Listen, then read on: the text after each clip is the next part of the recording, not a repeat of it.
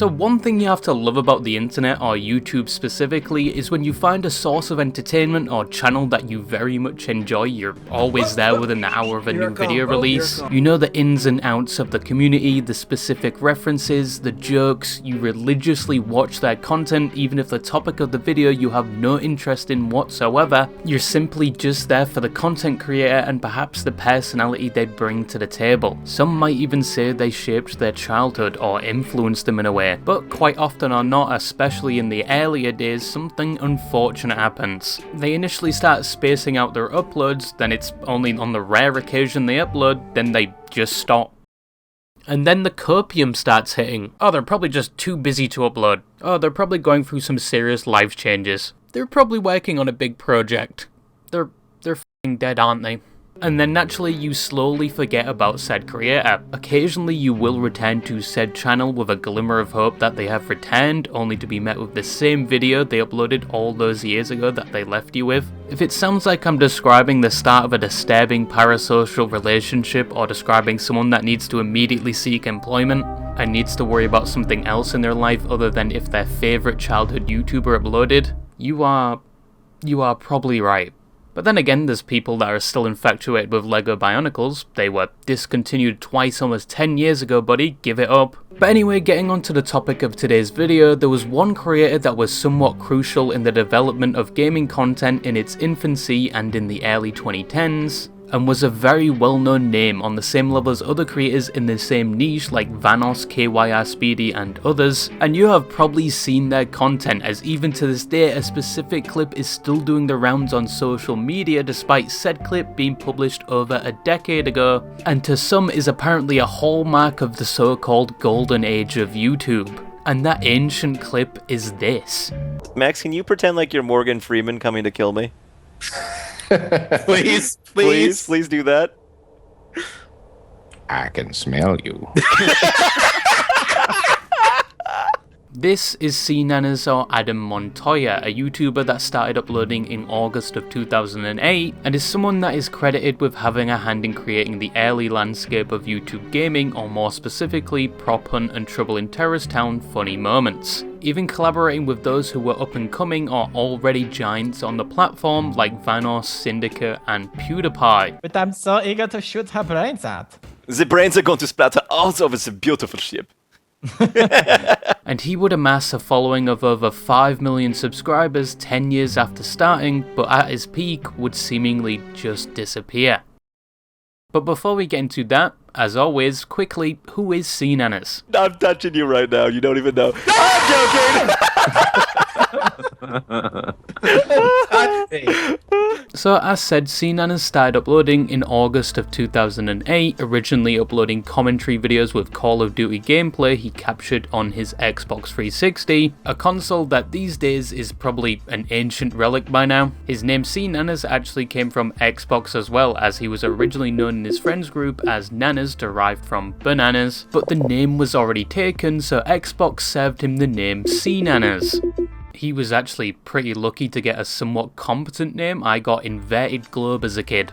F***ing Inverted Globe. Which is still better than most of the more original names back then, which always started and ended with lowercase x's. But even before he uploaded his first video, he would graduate from San Diego State University with a degree in television, film and new media production. But upon graduating, he was in a bit of a pickle. He found job hunting rather difficult. He did try and make his own production company whilst doing freelance work, filming events like weddings, but the idea never got off the ground. But inspired by other people doing the same thing at the time, he started uploading commentary videos to YouTube. Hello everyone, my name is Seananners, and we're playing a little team deathmatch on Cliffside. Now, like many YouTubers starting out, his content and online personality at the time wasn't the same as what he would later be known for. He was a lot more quieter and his content more focused on tips, tricks and his opinion of the game he was playing at the time, which actually did pretty well and people genuinely liked to listen to his commentary regarding the games. Although he did get some hate at the time for his opinions on certain guns, maps and weirdly enough because he used to unconsciously giggle every 20 seconds. Third part to the Favela trilogy.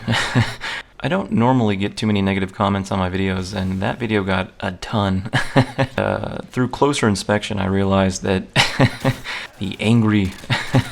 But he was so well received that people outside his growing audience started taking notice, one of those being the Machinima network. Now if you don't remember Machinima, that's probably because it was more prominent in the earlier days of YouTube and because they no longer exist. But they came with a lot of benefits. At the time, earning money from your videos on YouTube wasn't always an option, so you would join a multi-channel network or MCN. And Machinima was one of them. When you signed with them, they would assist with running ads on your videos, and sometimes you may even upload to their official YouTube channel, which was also another big benefit at the time because it would drive more people back to your channel. The only disadvantages of working with Machinima was the percentage of the revenue they took from your videos and the predatory long-term contracts that locked the creators in said agreement for multiple years, with some only expiring after a decade, and was one of the factors that led to their inevitable downfall, on top of the overall need for an MCN declining, with YouTube making it easier for individuals to monetize their content. But back in those days, it was normal to see a channel partnered with Machinima. They had an army of creators under them, including Seananners, who joined in December of 2009 after once again seeing success with his earlier content. And although Machinima would later be a thorn in many creators' sides in the future, it brought a lot of benefits to Seananners, because not only going into 2010 would his channel keep growing, he would also be offered a full-time job at Machinima and later become a host for some of their shows, but it would also introduce him to other creators such as Hutch, Mr. Sark, and even his later girlfriend, all who were involved with Machinima. You would eventually start to see some of said people in his later videos, but up to 2012 he maintained the same formula, mostly uploading solo commentary videos like Call of Duty, Minecraft, other random games, and the occasional vlog. And his channel was still growing. He would hit 1 million subscribers in January of 2012, but more was yet to come.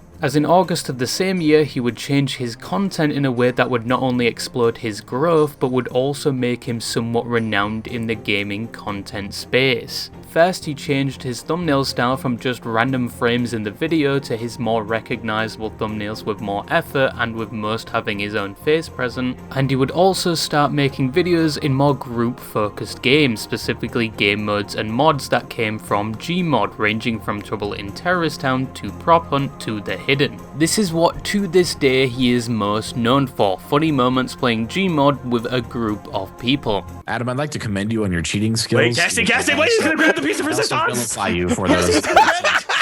Careful, Hutch. Hush, be careful. I'm creeping up on him. You could see. Oh, dude, I see him! Be careful! What the fuck, Adam? Hurt me. Okay. Fuck!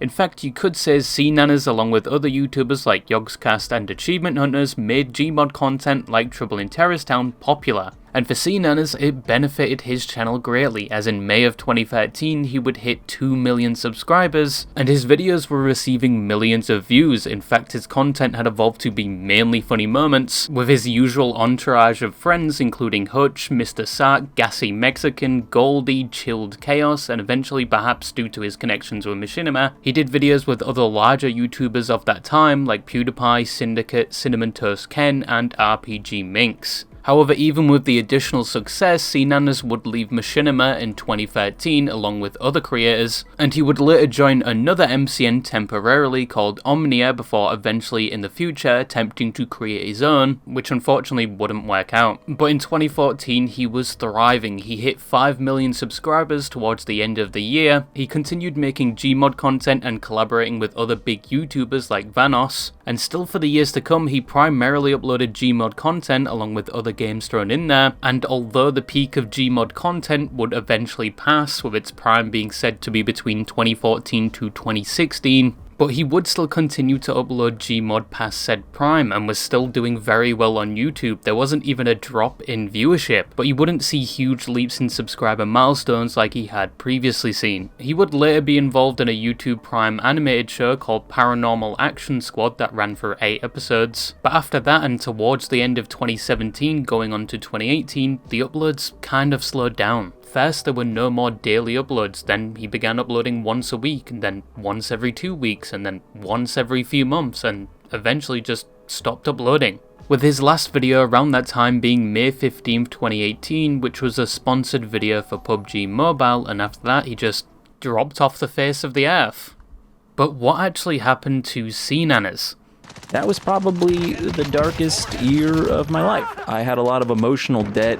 Now obviously a lot of people, especially his core audience, wondered where he had gone and why he went from uploading daily to not uploading at all. And why did he leave around the time other YouTubers also mysteriously left, like Frankie on PC? Was there some fucking YouTube death cult focused on just leaving their audiences abruptly? Or was it more to do with the climate of YouTube changing? The YouTube adpocalypse had just occurred, meaning monetization guidelines had just become stricter and some creators were struggling because of this. Or was it more to do with Gmod content, despite having a heavy influence on YouTube and internet culture as a whole, starting to decline on the YouTube platform? Most content creators moved on from it or rarely did videos on it now, and some just stopped uploading entirely. So did Seananners just sense the end was near and respectfully leave as the legend he was? Or was there more to it?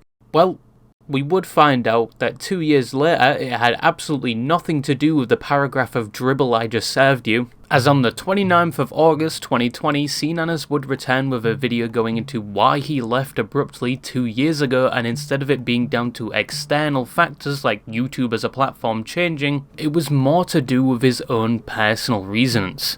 Now, if you've made the same content for years, uploading almost daily, you're gonna face something called burnout. You're eventually going to become fatigued and lose motivation towards doing said content, even maybe neglecting other things in your life because you are prioritizing said work. Even if you have already reached significant financial goals and you don't necessarily have to do it to survive. And most times it takes a toll on your production and the quality of your uploads going forward. A lot of content creators go through this despite, not being a conventional job and having soft, callous-free hands unlike the working man. But Seananners was going through this, but he didn't let it get to the point where it was affecting the quality of his content, but the frequency he was outputting said content. And in the video he talks about how he had a lot of unresolved emotions and how life felt stagnant at this point, like nothing was changing or there was no other goals left for him to strive towards. And he labels 2018 as one of the darkest years of his life. Well, in 2018, that was probably the darkest year of my life. I had a lot of emotional debt that had not been paid. I have dealt with anxiety and stress and depression and anger a lot in my life. There's been a lot of unresolved trauma that has taken me some time to figure out. I spent a lot of my mid to early 30s just working all the time, making videos. I've made almost 1,800 YouTube videos, 2.5 billion views. I've grown a very large channel, and I spent a lot of time uploading videos, but I haven't spent a lot of time on myself. And I just sort of, in 2018, was lost. And my life had sort of become stagnant. I didn't know where to go, who I was, what was happening. Money and fame and opportunity and all these things didn't really provide the value that we once thought that they would provide. I mean, now most at this point would take a step back and take some time to reevaluate if this is something worth continuing or just stopping altogether and finding something else to do with your life. But Seananners, this beautiful man, went about it in a different way. He went balls deep into the nomad lifestyle and went into an area he knew nothing about. He would sell his house and most things he owned in California and opt to live in an Airstream in an effort to live a simpler life. And he would move from California to Texas, where he would begin renovating and selling homes, whilst also starting to learn and become proficient in things like carpentry and installing solar systems. And myself and my partner Kathy decided to, of all things, purchase an Airstream, a metal Twinkie, and we were planning to renovate it and live in it full time. We just shifted super drastically, sold all our stuff. We sold our home in Los Angeles, moved to Austin, Texas, and just really tried to reevaluate our life. I've learned a ton of DIY skills. Like, we have renovated, I guess, 4 houses now, built a house, there's 2 Airstreams, a Sprinter van. We've done a lot of projects. I'm super good with woodworking now. Like, I'm pretty much a carpenter. I'm like neck and neck with Jesus. I can build furniture and cabinetry. I know solar systems. I can set up a solar system with like 3D printing and music production. So this guy drops everything, leaves YouTube, completely changes his life so he's happier, starts jumping into fields he wasn't experienced with, and then starts building his skill tree in multiple random areas from carpentry to music production. So he was doing a lot with his time off from YouTube. He was essentially having his own One Piece time skip arc. But as said, he was much happier since leaving YouTube and he doesn't really need to come back. He has so many different revenue sources and investments that he doesn't really need to treat YouTube like a job or need the money, and he was only coming back for the love of the game. Have created a lot of reoccurring revenue for myself outside of production, so I can take more chances and I don't have to treat YouTube as like a job. I don't have to treat live streaming as a job. I can truly do it for fun, which is a privilege. But yeah, he was back on YouTube, just not full time, and he started dabbling in streaming as well. He would upload every now and again with videos of more newer games or returning to older games with the people he used to play with all those years ago. Obviously he wasn't uploading all that frequently. He kind of goes on phases of uploading regularly, maybe a few times a month, then he'll go back to the black hole for a month or two, or sometimes half a year. Which makes sense, he has a lot of other things going on and YouTube is no longer his primary focus. And you can see that in some of his newer videos. He's more down to earth and direct with his audience. He even talks openly about things like his mental health and going to see a therapist. And he also has more hair now, which I never thought I'd see the day. He also, as of 2022, has a child now, so now not only is he a carpenter, music producer, and whatever else, he's also now a father. What are you doing with your life? Nowadays, although not actively uploading, you can still find him on other people's streams and videos like Mr. Sark, as he's still playing with the people he started making videos with. Also, some of them really hate the Morgan Freeman clip. On the other hand, it could get supremely irritating if for a decade all anybody popped in and wanted you to say was, dude, say this Morgan Freeman thing. It could be annoying. Everybody stay tight. Use the battery I gave you. Okay. Batteries. Is it batarangs or batteries? So in conclusion, Seananners had a hand at crafting the early landscape of YouTube gaming, and including my own was present in many people's childhoods. I still to this day get flashbacks to those Gmod prop hunt videos where they used a little hula girl the size of a Snickers bar. He did very well to the point where he didn't have to treat it like a job anymore, and he still continued to do it afterwards until he got burnt out, resulting in him eventually stepping away abruptly with no notice to find more value to his life, which meant completely uprooting himself and going into areas he was in no way experienced, and it eventually worked out. In his own words, he was much happier now, and he didn't fall off. He essentially optionally stopped at the peak of his YouTube career to prioritize his mental health, which evidently was the best choice. Imagine if he did 1,000 more Gmod videos without taking that break, he would probably be a soulless husk. And his story was interesting to look at. He went from a graduate to a freelance photographer to a YouTuber to a carpenter / music producer, and is still to this day one of the many legends of YouTube. But yeah, that's just something I wanted to talk about today, and bye bye.